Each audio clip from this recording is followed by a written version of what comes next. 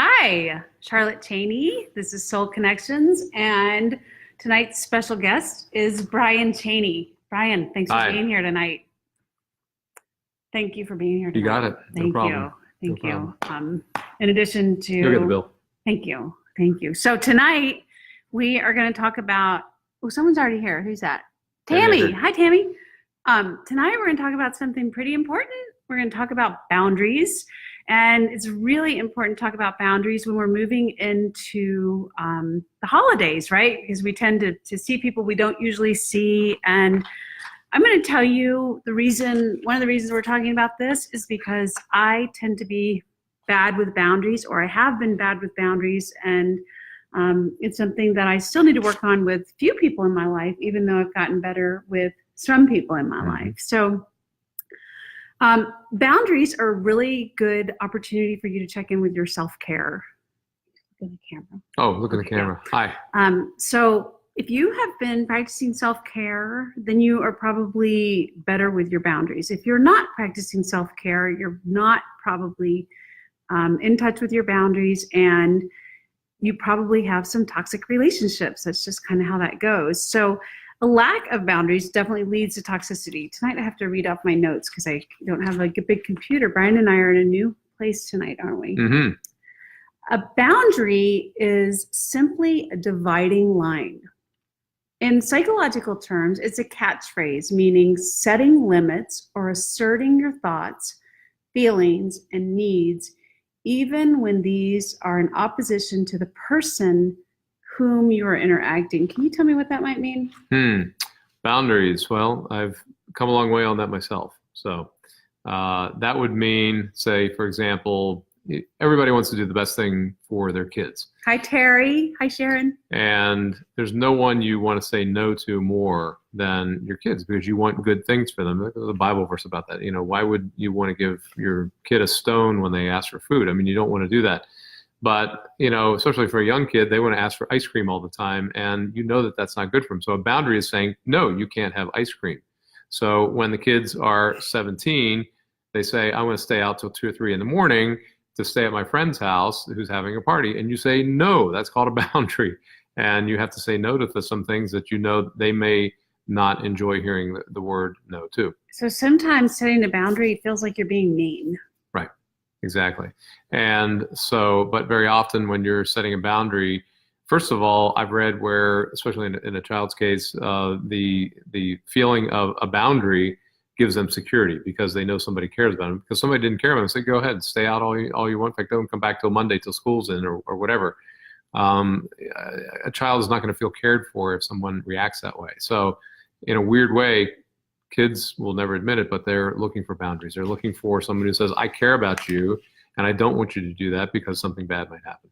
So during the holidays, not only are a lot of us dealing with our kids who are often at college where there's just, there's no supervision particularly, or we're also kind of interacting with our own families. And so let's imagine you're in your new family and you're married and you've got your family and you're going to go home to your family of origin, and there's things that are happening there that don't feel right. And how are you going to go about it? Like what if people, you go to the dinner table and people tease you because that's what they've always done, and you have developed a life apart from that where you kind of interact with people who respect you and people who look up to you, but you get into your family of origin and they remember all these faults that you've had over the years, and they bring them up and they poke at you, and it's all in love. What are you going to do? So there's a question to me? Yeah, what would you do? So there's 2 things you can do. You can make a scene right there at the table, and you can argue back, and you can say, stop doing that. That's not fair. That's not right. I don't like that. And you can get in a big argument, and you can try to end it right there. So if you're from Boston or New York, it's kind of how you do. You say, stop it. You can't do that. What? You can't just say that. We're not stereotyping. No, people, I work with people like that. They are up front. In fact, there's a quality about this. Actually, some good. People get in your face and tell it like it is and say, no, stop that. You're crazy. You're a whatever. Okay. They're putting a boundary right there. They don't waste time. They get it done. Maybe they have a lot to do up there. I don't know. But so they put it right out there. Now, the other way you can do it is you can listen there. And if you want to do it the more genteel way, you walk away from the table, and that's a boundary. You go to your room, you leave, and if somebody will probably notice that you left and say, where did so-and-so go? I'll come find you and say, look, I'm not going to take that. I'm going to sit here and I'm going to read. That's a very calm way to do it. So that's a boundary. But to sit there and just take it and smile nice and act like it's fun is not a boundary, and that's going to eat away at you. Okay, so by not setting up the boundary, you use the word, hi Liz, you're using the word eating up. It's going to eat up at you. That's where toxicity, lack of boundaries and toxicity really comes in. And so Bryan, you're aware of this. Recently, we had a situation where one of the children was in our home and carrying on with a lifestyle that doesn't work in our home. Right. And there was drinking going on, dare I say, in the morning from the night before. Right. Into the wee hours. Yeah. So then I started to be mistreated. And I got really, really upset. And I screamed. And I lost my temper. And I came unglued. Hi, Suzanne. Now, that is because I did not have a boundary. I did not have a boundary with this child and saying, hey, I have a new life now. This is how I am. I don't let people hurt me emotionally. I don't let people prod me. Nor do I. I don't let people criticize me. But that, I was so weak. It was early in the morning, and I haven't had the best relationship with that person, and I didn't want there to be strife with that relationship. I was thankful at the progress we've made with it. And so I let that person hurt me to the point that I lost self-control. And so that was really because I didn't have a boundary. And so now I'm reflecting, I'm going to probably see that person again over the holidays, and I am not going to allow that to happen again. And so whether it's what you were saying, which is I'm going to just remove myself from the situation, this is not someone that I'm going to argue with. This is a very argumentative human being, and I don't want to get into an argument. I'm not argumentative, and so I'm going to protect myself. Hi, Natalie. I'm going to protect myself and not get into an argument. And what about... So if you don't have a boundary, if you don't say to a person that's saying things to you that are hurtful, you're basically saying, you are allowed to keep hurting me. You're allowed to keep doing that. And a boundary says no. And a situation you might find yourself in sometimes, whether it's with a spouse or whether it might be a child, or it could be a boss, it could be a coworker, is you could be someone who is unable to say no, and that person might be someone who's unable to hear no. That's a really toxic situation. And it's difficult to get out of sometimes. And sometimes the best thing is just to hang up the phone, to walk out of the room, or to say, if you're going to keep treating me like this, I'm going to get out of the relationship. And so sometimes those of us who aren't really good with boundaries don't enforce them because we don't want to hurt someone we love. And it doesn't mean you don't love someone to set up a boundary. In fact, it does mean you do love them, because when you think about a boundary, you think about your neighbor. Let's say your neighbor moves in and they get this wild dog. And without a fence, that dog's going to come into your yard and it's going to mess your little sweet tame dog, or maybe your cat or your children, right? There's no boundary. That dog doesn't know what to do. And so you put up a fence, or someone puts up a fence. Well, the dog understands. It doesn't mean you hate the dog. It just means that behavior can't come into your fence. You've set a boundary around your family. You're protecting your family. But often we don't do that with our emotions. And a lot of times, I was reading the book Boundaries. This is a really, really good book. If you're not familiar with it, That's my book. I so highly recommend it. We both have this book. I've lent my copy to someone. But when I was reading one thing about a mother going and people can poke through boundaries in a real passive aggressive way. It's not necessarily I was talking earlier about kidding, kind of sarcasm can be a poke through a boundary. Just drunken nastiness can be a boundary, but so can subtle things. So I was listening to reading this one part where this girl gets depressed every time she goes home to her family. Hi, Donna. She goes home to her family and she comes back and she's depressed. And the counselor's asking her, why is that? And it turns out because she doesn't have a hard time with the family sitting at the table, but her family invites her friends over from her past. And then subtle comments are like, oh, wouldn't it be nice if you lived close by, like so-and-so lives close to her parents? Or wouldn't it be great if I could be a hands-on grandparent? And so those are subtle digs that if you don't have a good, solid boundary, they can really deplete you, even if you don't notice it right away, right? Have you experienced anything like that? Oh, yeah, certainly. So I'm thinking, too, about how does this apply to Thanksgiving? Okay, so you've gotten your family together. It's one of the few times that you get your family together.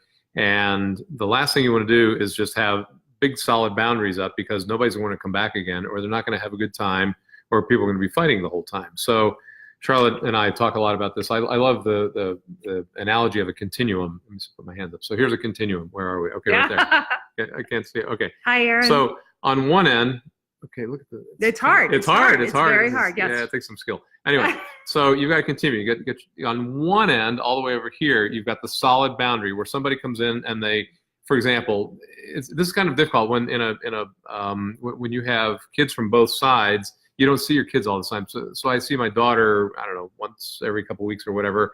And I think of these parenting things I want to do for her. The last thing I want to do is have her come over to the house and I lay down, 10 boundaries and 10 parenting things the minute she walks through the door. So what you're saying, a kid with two families. So right, kid with two families. Yeah, okay. yeah. When you have, you're right, step kids and things like that. Right. So you don't want to just lay this down, have this hard boundary. Well, you need to do this, you need to do this, you need to do that. That's no fun. They're not going to want to come over anymore. On the other hand, you've got grace, where you just let everything go, and you want to be the good guy. You want to be the fun parent where they say, oh, they let me do everything. Well, neither one is good. So the real spot is somewhere in the middle right here, okay? And you have to figure out where that is. So I used to joke around with my kids because I've been in sales all my life for 25 years, so I'm a pretty good negotiator. So anytime they would ask me for anything, the first answer was no. Like, Daddy, can I have another cookie? No, you can't have it. Well, why? Can I have? You had one last week. One a week is enough. But Daddy, I really want a cookie. Okay, you can have half a cookie. Okay, you start negotiating. So, that's a little hard line, but you need to negotiate somewhere in the middle. You don't want to be hard line all the way over here where everything is known. You don't want to give everything away. One thing I was thinking of is, this is really hard to do, and I've had to do it, is suppose somebody treats you not well at Thanksgiving, and you walk away into your other room, you do the right thing, then maybe later on, instead of making a scene at the table, you pull them aside and say, look, here's how that made me feel when you said that. I would prefer if you don't say that. That's a kind of an easy way. Both of you save face. You didn't embarrass that person. You didn't embarrass yourself. And chances are, this is your family, by the way, and you love most of these people that are coming to your house at Thanksgiving. That might be a way to handle it. That takes a lot of courage. And let's imagine you do that and someone's like, oh my gosh, don't be ridiculous. That didn't hurt. Mm-hmm. And the thing is, I was just kidding. Feelings are real. Okay. If you feel that way, you felt that way. Nobody can tell you that your feelings aren't real. So that is very, very important. You need to own your feelings. And so if you're in a situation and someone hurts you, whether they know they hurt you or not, it doesn't matter. If it hurt you, it hurt you. And you can own that. You can own that. You can say, hey, that hurt. I don't like that. And even if you don't want to confront them, you need to know yourself. You need to know who you are. And that is why it's really, really important you're doing your soul work journal. This is all about spending time and getting to know who you are. Who are you spiritually? Who are you? Oh, this is so complicated with this camera. Where are you environmentally, emotionally, and physically? You need to know yourself. And so when somebody comes into your space, you can say, hey, that doesn't work for me. I know who I am spiritually. And it doesn't mean that I am going to get angry if you believe differently than I do, or I'm going to mistreat you and I'm going to disrespect what you believe. I'm not. Actually, I'm really not. I'm going to understand you believe what you believe, but I know what I believe. And I'm going to stand solid on it. And so somebody can come and criticize me. I'm a Christian, and somebody can come make fun of God and poke me and try and make me feel bad. I don't really care because I know how I feel. Emotionally, I just said it earlier today. I got really kind of out of control because somebody reached into my space and my boundaries, and I'm not going to let that happen again. I've taken some time. I've rewound a little bit, and I said, hey, I'm going to gird myself up for this. I'm not going to be mistreated. And if that means being rude, if that means standing up for myself to that person and saying, you know what, no, I'm not going to do this. And that person will manipulate me badly and say, oh, you're supposed to be this. And, that will reach into the very tenderness of my heart. And I have a very tender heart, but I am not going to let it happen because it is wrong. So here's another thing I was thinking about too. So after about 3 or 4 days with all your relatives hanging out in a small house, and it's probably going to be snowing or be cold and be crammed up in there, and you're going to see all these imperfections of all these people that you probably forgot about since the last year that you saw them. And by the end of the 4th day, you're going to think, man, my family is really screwed up. What is wrong with my family? I got news for you. They're all screwed up a little bit. Some of them are really screwed up. Some of them are screwed up a little. I got to tell you, if you look hard enough, in our family, and you don't have to look that hard, you'll find some messed up things. They're all messed up. And if you find a family where it looks like it's all perfect and everything's going right, I got news for you. They're not being authentic. Okay, Charlotte talked about that a couple weeks ago. And the healthiest families are the ones who are going to be authentic, who are going to go into the back room after somebody got hurt or you heard something you didn't say, look, and say it gently, say it with grace. Remember, we're talking about grace on this end of the continuum, and you're talking about boundaries over here. Pull them aside with a little grace and just say, look, I didn't like what you said. That hurt. Would you please not do it? I love you, and let's go out and have a beer, or whatever you're going to do, okay? I learned a lot about it in Al-Anon. I learned about disconnecting with love. And if you struggle with it, go to Al-Anon. Go to Al-Anon and learn how to detach with love. Learn how to, I still love you, but I'm taking care of myself.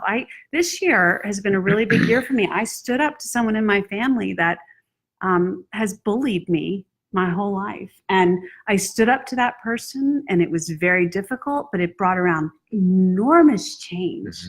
And it trickled into other relationships. And so doing the right thing and caring for yourself really does affect other people. It affects all relationships. It's hard to do. It's not easy. It's not hard to have good boundaries. So being mindful that a boundary can be broken through passive aggression. And again, that's just a little comment like, oh, I wish we had more time. Well, if you loved me, you would do this. Or, if you're really a good son or a really good father, you would whatever. Look how cute she is, or just different things like that can be so hurtful. And it's not, passive aggression is only something that the people that are involved know. Other people miss it, right? It's not something.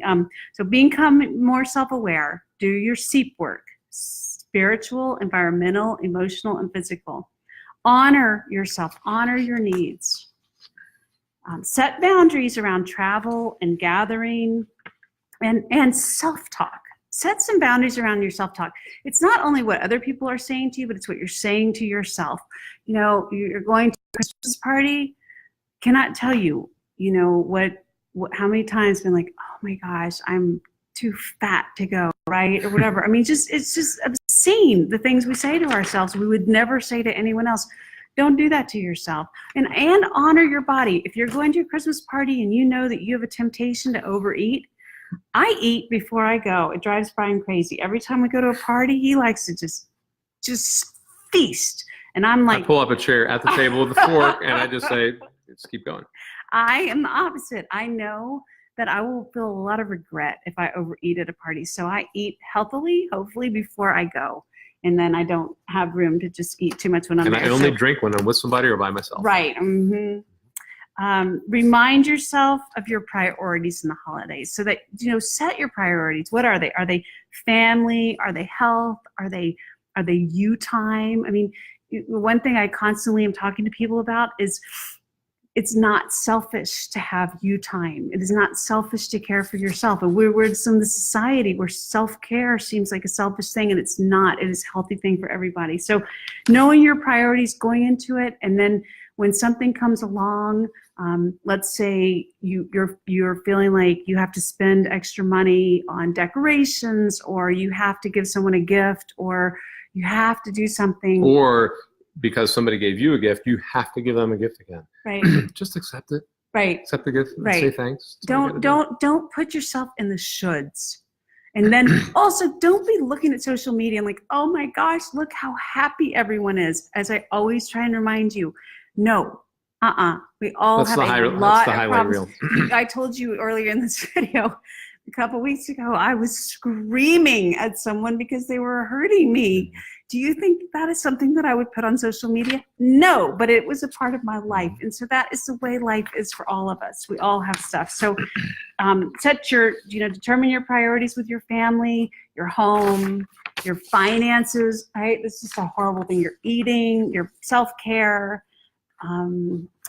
Decide where you're going to draw the line. Again, we talked about that dog coming into your yard. It's all a boundary is. It's just a gentle separation and protection, whether it's protecting you or your family or your marriage, right? Right. What happens, I think, a lot of times in married couples get around extended family, and all of a sudden the married couple isn't in the same, harmony that they usually are. If they You're so busy taking care of everybody else. Right, or sometimes I was reading, sometimes a husband feels like his wife becomes a little girl at Christmas to her daddy, and that she becomes daddy's girl, and that's not really okay. Daddy needs to understand that she needs to leave and cleave, right? So, okay, be mindful of your actions and feelings. This means being aware of what you're thinking and how you feel, and what you're doing at all times, paying attention to your body and keeping in mind your goals and commitments.